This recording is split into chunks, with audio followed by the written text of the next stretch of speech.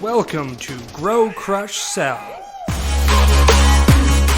Come back daily for actionable insight from people who have done it to help you crush your goals, grow your income, and advance your career. I'm your host, Logan Kelly. Hey everybody, thanks for tuning in on this Thursday. Today we're going to talk about how to reduce the peaks and valleys of sales. So everybody knows what I'm talking about.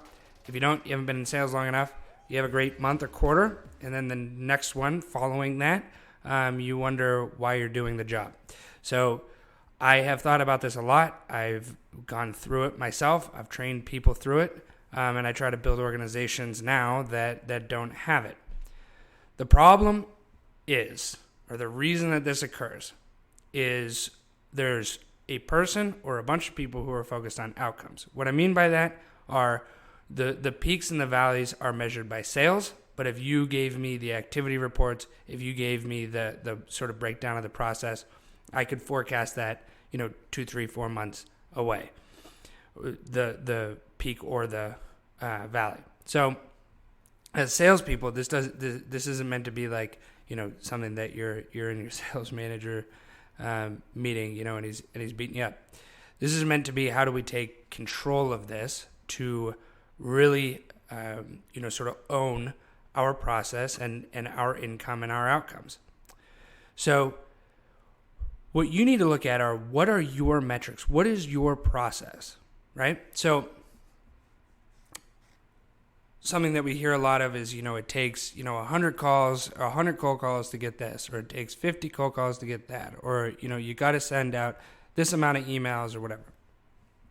What you need to do is you need to go understand what your numbers are, right? So screw whatever anybody else is saying, right?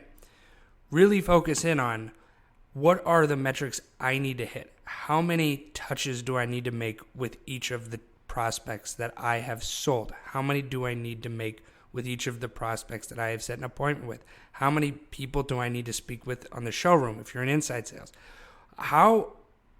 What are the metrics that you need to hit that you can actually control? You, not your manager. Write them down and track against those.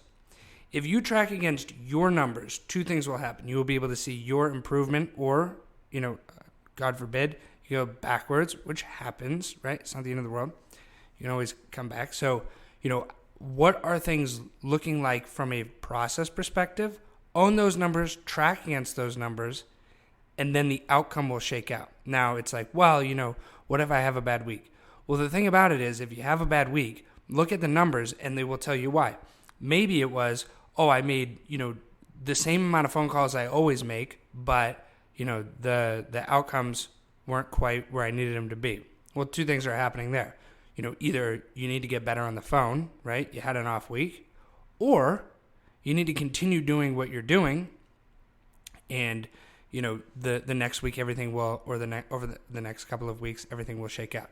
So the point is, if you trust the process that you're working, then you need to figure out what your metrics are inside of that process and track your progress against them. If you do that, the peaks and the valleys, the good months, the bad months, the good weeks, the bad weeks will even themselves out, and you will be a consistent high performer, salesperson, business developer, whatever. So, thanks for tuning in. Grow, crush, sell. We'll talk next time. Yeah, I wouldn't be a salesperson if I didn't ask for the sale. All I'm asking you for is a 5-star review on whatever podcast app you're listening on, as well as a follow, once again, on whatever podcast app you're listening on. This is a daily podcast, so come back tomorrow. If you'd like to learn more about what we're doing, my website is kelly.consulting. That's our full URL. So, till next time.